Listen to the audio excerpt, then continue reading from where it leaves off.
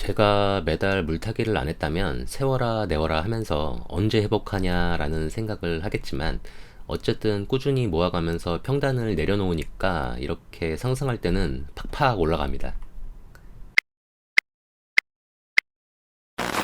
안녕하세요, 슈퍼노멀입니다. 제 투자 상황의 한 주를 나눠보는 시간이고요. 이번 주 내내 시장이 상승을 했는데 자세히 찾아보진 않았지만 고용이 둔화되고 금리 인상도 막바지라는 예상이 나오면서 분위기가 좋게 마무리가 됐습니다. 영상을 봐주시는 분들도 아마 내려가 있던 계좌가 많이 회복이 됐을 거예요. 저도 계좌가 빨갛게 되진 않았지만 오랜만에 주가가 올랐다는 소식을 전할 수 있어서 어색한데요. 3대 지수가 일주일 내내 상승한 걸 보고 미국 주식에 투자하고 나서 이런 일이 있었나 싶은데, 지난주 저의 미국 계좌가 마이너스 18%였는데 이때 주식 못 해먹겠네, 일단 팔고 상황 봐서 다시 들어가자 라는 생각을 하고 실행했다면 최고의 한 주를 놓치게 된 상황이 연출이 됐을 겁니다. 그냥 시장에 엉덩이 붙이고 있어서 이런 상황을 맞이할 수 있었어요. 당연히 반대로 일주일 내내 하락하는 상황도 맞이할 수 있고, 또 실제로 맞아봤지만 저는 매달 분할 매수라는 것을 하고 있기 때문에 하락장에서 모아놓은 수량은 상승장에서 부스터가 된다고 생각합니다. 일희일비 하지 않고 오랫동안 투자를 이어나갈 수 있도록 해야 할 것 같아요. 이렇게 다우, 나스닥, S&P 500 앞서 말씀드린 대로 3대 지수가 모두 일주일 내내 올랐습니다. 이러면 이제 연말이 다가오고 하니까 산타랠리 어쩌고 하는 기사가 나오는 거는 당연한 레파토리가 될 것 같아요. 일주일의 마켓맵이 정말 오랜만에 눈을 정화시켜주는 색깔이 됐습니다. 오게티가 있다면 애플의 실적이 역시나 좋지 않았기 때문에 앞으로 어떤 영향을 미칠지 모르겠어요. 단순히 마이크로소프트의 시총 1위를 내주고 끝일지 주식시장 전체가 휘청일지 모르겠지만 결국 우상향할 것이다 라는 믿음은 변하지 않습니다. 그래도 상황이 좋지 않기는 해요. 다음 주에도 이렇게 실적 발표가 있습니다. 아는 회사가 막 눈에 띄지는 않는데 수요일에 여기 아이온큐가 있네요. 아이온큐의 창업자 크리스 멀로 박사가 회사를 떠난다고 나와서 주가도 내려가고 했었는데 실적이 어떻게 나오는지 확인을 해봐야 할 것 같습니다. 10달러 밑에서 좀 더 샀어야 했는데 총알이 없음이 아쉬울 뿐이에요. 월트 디즈니도 실적 발표가 있는데 OTT바를 받을 수 있을지 궁금합니다. 넷플릭스가 가격 인상하고 계정 공유를 못하게 한다고 하니까 얘네들도 따라하려는 것 같은데 얼마나 잘 나올지 봐야겠어요. 이번 주에 스크랩한 기사는 몇 개 없지만 살펴보면은 인텔의 주주로서 조금 희망적인 기사가 나와서 한번 남겨보는데요. GPU 품귀 현상의 가격이 오르고 받는 시간도 오래 걸리는 상황이라 자연스럽게 엔비디아는 계속 승승장구하고 있는데 AI 기업들이 대안을 찾기 위한 움직임이 있다고 합니다. 네이버와 인텔이 기술 노하우를 총동원해서 기사의 내용대로 이야기를 하면은 추론에 최적화된 소프트웨어 솔루션을 도입해서 CPU의 성능을 높여서 초당 처리 능력을 4배에서 7배 개선했다고 합니다.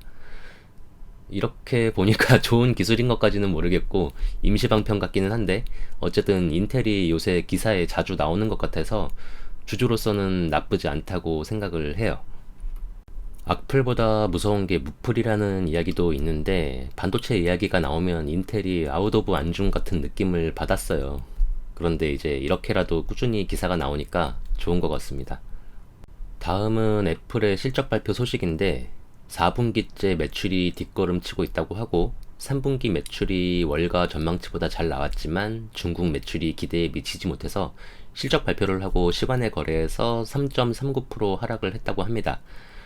반대로 주가가 올랐다면 중국 매출이 기대에 미치지 못했지만 3분기 매출이 월가의 전망치보다 잘 나왔기 때문에 주가가 올랐다고 기사가 나왔겠죠.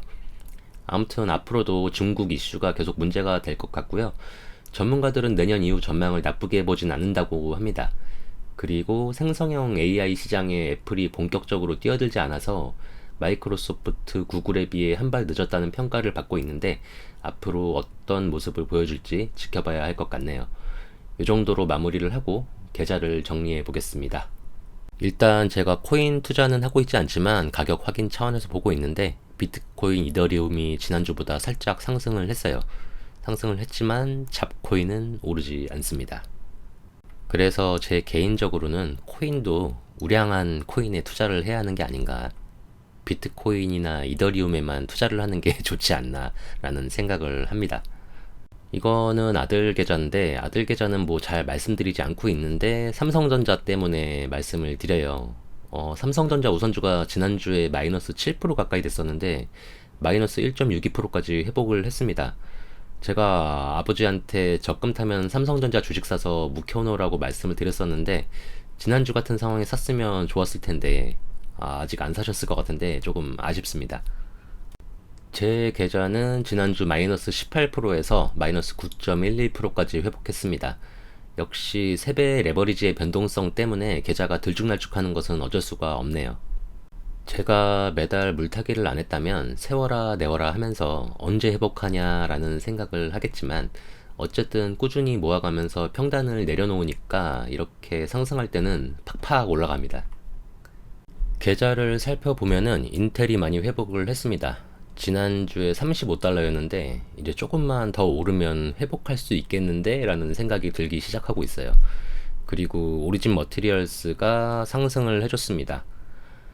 일단 오리진 1공장의 수율이 어떻게 나오느냐가 먼저인데 이상 없이 생산을 하고 있다는 발표가 나온다면 조금 더 회복을 할 수 있지 않을까라는 예상을 하고 있고, 반대라면은 언제 망해도 이상하지 않다고 생각하고 있습니다.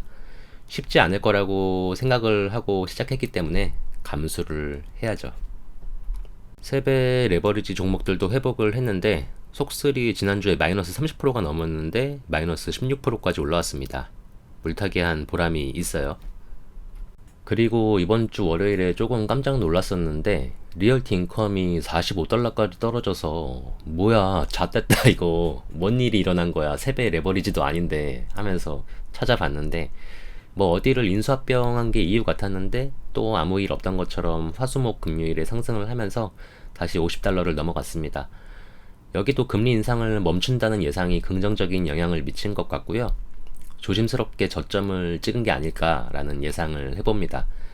단순히 배당만 본다면 현재 주가에서도 6%가 넘기 때문에 제 기준에서는 충분히 매력적이고 조금이라도 더 모아놓고 싶은 마음이 있어요. 방치 중인 연금저축계좌와 비교를 해보면 제가 TQ나 속슬 같은 세배 레버리지에 손을 대지 않았다면 아마도 이와 비슷한 수익률을 올리고 있지 않았을까라고 생각을 하는데, 욕심을 버리고 시장 수익률만 따라가도 충분하지만 제가 조금이라도 빨리 돈을 불리고 싶은 욕심이 있어서 세배 레버리지에 투자를 하고 있고, 욕심을 갖고 있으니 그만큼의 위험도 감수를 해야 한다고 생각하고 있습니다. 어떤 종목이든 마찬가지지만 결국 하락을 받아들이는 멘탈이 중요한 것 같아요. 방치 중이라 신경도 안 쓰는데 이렇게 또 고맙게도 몇백 원씩 배당금이 들어왔습니다. 마지막으로 저 스스로 멘탈 관리와 분할 매수, 물타기를 강조하지만 제가 뱉은 말을 지킬 수 없는 저의 유일한 근심거리인 국내 계잡주는 회사 이름을 바꿨어요. 9일 연속 하락했다가 금요일에 이름 바뀌고 반등을 했는데 손절을 하게 될지 해피엔딩으로 탈출을 하게 될지 정말 모르겠습니다. 일단 전환사채가 들어와야 한가닥 희망이 보일 것 같은데 말까지 기다려봐야 할 것 같고요. 여러분들은 소갈이 하지 마시고 우량주만 투자를 하세요. 이렇게 이번 주의 이야기를 마무리하겠습니다. 이상 오늘 나눌 이야기는 여기까지입니다. 시청해 주셔서 감사하고 건강하고 행복하게 또 만나요.